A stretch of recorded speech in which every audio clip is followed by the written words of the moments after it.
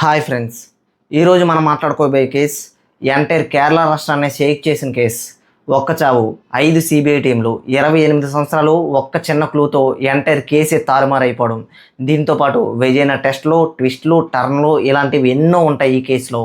So ఈ case గురించి పెద్దగా ఇంట్రడక్షన్ లేకుండానే కేసులోకి వెళ్ళిపోదాం. ఎందుకంటే ఈ కేసు కొంచెం లెంతీగా ఉంటుంది, కానీ ఎక్కడ స్కిప్ చేయకుండా చూడడానికి ట్రై చేయండి. కొత్త వాళ్ళు ఎవరైనా ఇప్పుడే విజిట్ చేస్తే సబ్స్క్రైబ్ కూడా చేసుకోండి. ఇక లేట్ చేయకుండా వీడియోలోకి వెళ్ళిపోదాం. అది 1992 కొట్టయం, కేరళ. మనందరికీ బాగా తెలుసు కదా, భారతదేశంలో మిగతా రాష్ట్రాలతో పోలిస్తే కేరళలో ఇంకొంచెం ఎక్కువ మంది క్రిస్టియన్స్ ఉంటారు.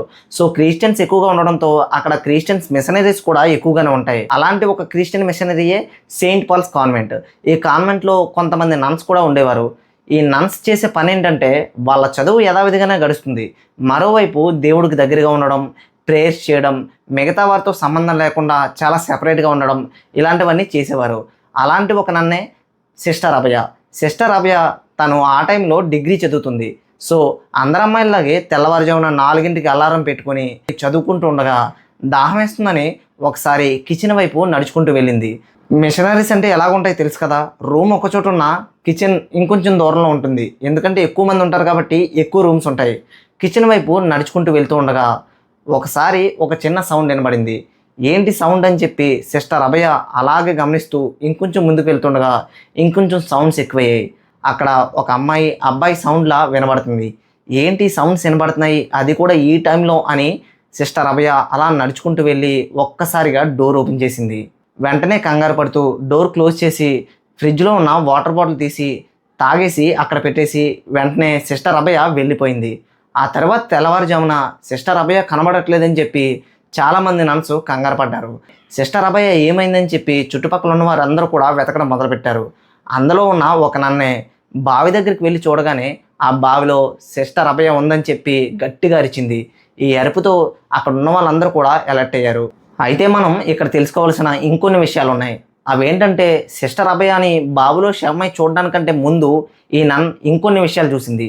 అదేంటంటే ఫ్రిడ్జ్ దగ్గర ఒక వాటర్ బాటిల్ పడేసి ఉండడం, అండ్ అలాగే సిస్టర్ అభయ చెప్పు ఫ్రిడ్జ్ కింద పడి ఉండడం, ఆ తర్వాత కొన్ని రక్తపు మరకలు. వాటిని అనుసరించుకుంటూ బావి దగ్గరికి వెళ్ళిన తర్వాత బావి దగ్గర సిస్టర్ అభయ ఇంకో చెప్పు ఉండడం. సో ఇక్కడ చెప్పు ఉంది కాబట్టి బావిలో ఏమైనా ఉందని చెప్పి చూస్తే ఎప్పుడు నవ్వుతూ ఉండే సిస్టర్ అభయ శవమై ఆ రోజు బావిలో పడి ఉంది. ఇక వెంటనే అందరూ అలర్ట్ అయ్యారని చెప్పాను కదా. ఆ తర్వాత పోలీసులకి ఇన్ఫర్మేషన్ ఇచ్చారు. అక్కడికి వచ్చిన పోలీస్ సిబ్బంది సిస్టర్ అభయ యొక్క బాడీని బయటికి తీశారు. ఈ కేసుని బీబీ అగస్టిన్ అనే ఒక పోలీస్ ఆఫీసర్ డీల్ చేస్తుండేవారు. వెంటనే అక్కడి నుంచి ఆటాప్సీ రిపోర్ట్ల కోసం సిస్టర్ అభయ శవాన్ని తరలించారు. ఆ రిపోర్ట్స్లో సిస్టర్ అభయ కేవలం ఆత్మహత్య చేసుకుని చనిపోయిందని చెప్పి రిపోర్ట్స్ ఇచ్చారు. కానీ అక్కడ ఉన్న వారందరికీ తెలుసు, అదేంటంటే ఎవరైనా ఆత్మహత్య చేసుకోవాలనుకుంటే తెల్లవారుజామున 4ంటికి అలారం పెట్టుకుని లేస్తారా, పైగా చెప్పులు అక్కడెక్కడ పడేస్తారా? దీంతోపాటు సిస్టర్ అభయ ఒంటి మీద కొన్ని గాయాలు కూడా ఉన్నాయి. ఆ గాయాల గురించి రిపోర్ట్స్లో ఎక్కడా కూడా మెన్షన్ చేయలేదు. వీటన్నింటి బట్టి రిపోర్ట్లో ఏదో తారుమారు జరిగిందని చెప్పి ఇక్కడ ఉన్న నన్స్ అందరికి కూడా అర్థమైపోయింది. సో దీన్ని ఎలాగైనా సరే వదలకూడదని చెప్పి బయటికి ఎలాగైనా తీసుకురావాలని చెప్పి ర్యాలీలు, ధర్నాలు చేయడం మొదలుపెట్టారు. ఈ ర్యాలీలు, ధర్నాలు అప్పుడున్న జోమన్ అనే ఒక యాక్టివిస్టు చూసి దాని మీద ఒక కమిటీని కూడా నియమించారు. ఇతను పెట్టిన ప్రెజర్ వల్లే కోర్టు దీన్ని క్రైమ్ బ్రాంచ్కి అప్పచెప్పింది. ఈ కేసు క్రైమ్ బ్రాంచ్ టేకప్ చేసిన తర్వాత పోలీసుల దగ్గర ఉన్న ఆధారాలన్నీ కూడా 1992 ఏప్రిల్ 16వ తారీఖున స్వీకరించి దీన్ని మరొకసారి రీఇన్వెస్టిగేషన్ చేయడం మొదలుపెట్టారు. అయితే క్రైమ్ బ్రాంచ్ కూడా సిస్టర్ అభయది ఆత్మహత్యేనని, తనని ఎవరు కూడా హత్య చేయలేదని చెప్పి రిపోర్ట్ సబ్మిట్ చేశారు.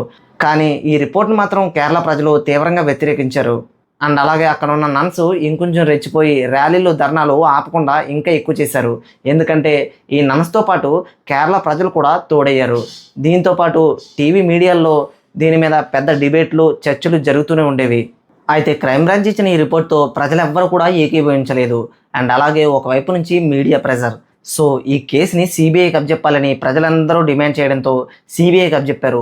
సిబిఐకి అప్పచెప్పిన తర్వాత ఈ కేసుని మొదటి నుంచి మళ్ళీ ఎక్కడెక్కడ ఏ లూపోల్స్ ఉన్నాయని వెతకడం మొదలుపెట్టారు.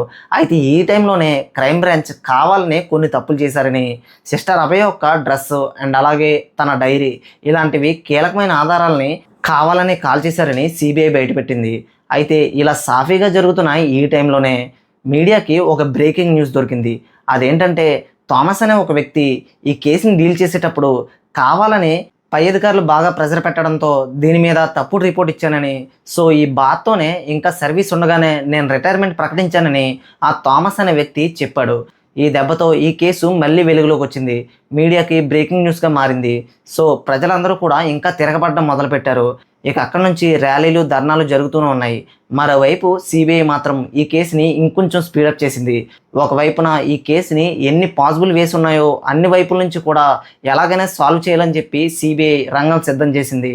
అండ్ అలాగే ఇదే టైంలో సిస్టర్ అభయ ఎంత వెయిట్ ఉంది, ఎంత హైట్ ఉంది, ఆ హైట్ని వెయిట్ని బట్టి తగ్గ ఒక డమ్మీ బొమ్మని తయారు చేసి బావిలో పడేసేటప్పుడు ఏమైనా దెబ్బలు తగిలాయా, ఒకవేళ దెబ్బలు తగిలితే సిస్టర్ అభయ ఒంటి మీద ఏ దెబ్బలు ఉన్నాయి, ఈ బొమ్మకి ఏ దెబ్బలు తగిలాయి, ఇలాంటివన్నీ కూడా పరిశీలించారు.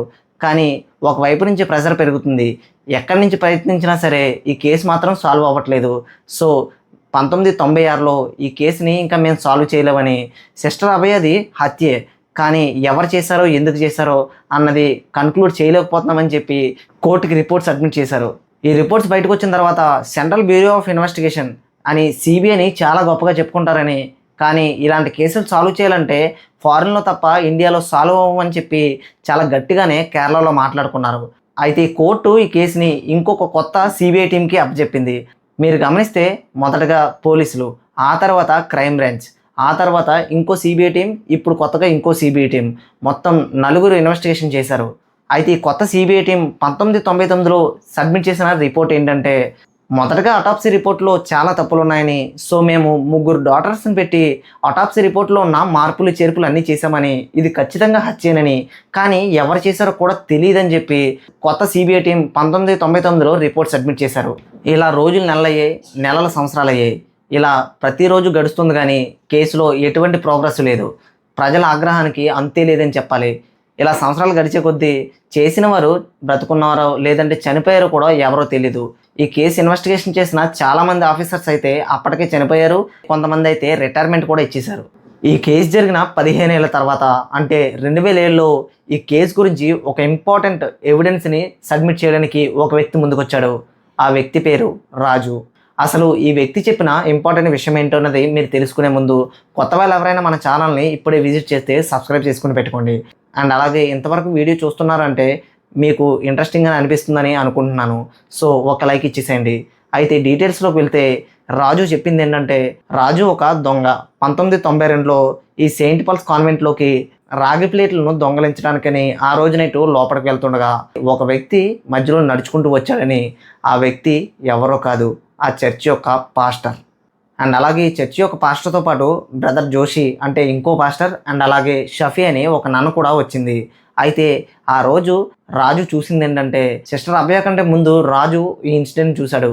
అదేంటంటే పాస్టర్, జోషి అండ్ అలాగే ఈ నన్ సీక్రెట్గా ఆ రోజు నైట్ కలవడం రాజు చూశాడని, ఈ కలిసే సీన్ని రాజుతో పాటు ఒకవైపు నుంచి సిస్టర్ అభయ చూడడంతో వెంటనే ఎలక్ట్ అయ్యి సిస్టర్ అభయని వీళ్ళు 3 చంపేశారని చెప్పి రాజుకు తెలిసింది. అయితే ఈ విషయాన్ని బయట పెట్టలేదు. ఎందుకంటే దొంగతనానికి వచ్చిన ఒక వ్యక్తి ఈ విషయం అంతా బయట పెడితే సిస్టర్ అభయాని ఈ దొంగతనానికి వచ్చిన వ్యక్తి చంపేశాడని చెప్పి కేసు తన మీదకి వెళ్తుందని చెప్పి మొదట్లో ఏం మాట్లాడలేదు. అయితే క్రైమ్ బ్రాంచ్ ఇన్వెస్టిగేషన్ చేస్తుండగానే ఈ విషయం మొత్తం ధైర్యం చేసి చెప్పాడు. కానీ క్రైమ్ బ్రాంచ్ రాజుని అండ్ అలాగే సమీర్ అని చెప్పి ఇంకొక వ్యక్తి ఉన్నాడు, ఈ ఇద్దరిని కూడా లోపల జైల్లో వేసి ఇష్టం వచ్చినట్టుగా 58 రోజులు చిత్రహింసలు పెట్టారు. కానీ రాజు, సమీర్ ఈ కేసుని మేము చేయలేదని చెప్పి చాలా గట్టిగా చెప్పేయడంతో క్రైమ్ బ్రాంచ్ వీళ్ళిద్దరికీ కూడా డబ్బులు ఇవ్వడానికి కూడా డిమాండ్ చేశారు. కానీ ఈ డబ్బులు కూడా తమకు లొంగకపోవడంతో ఈ హత్య మేము చేయలేదని చెప్పి చాలా గట్టిగా చెప్పేయడంతో వాళ్ళని వదిలేశారు. అయితే ఈ కొత్తగా వచ్చిన సిబిఐ టీం ఈ ఎంటైర్ ఇన్వెస్టిగేషన్ అంతా బయట పెట్టింది. తాము వేరే కోణంలో ఇన్వెస్టిగేషన్ చేస్తుండగా ఈ రాజు అనే వ్యక్తి తమకు తగిలాడు. ఆ టైంలోనే ఈ ఎంటైర్ ఇన్సిడెంట్ అంతా బయటకు వచ్చింది.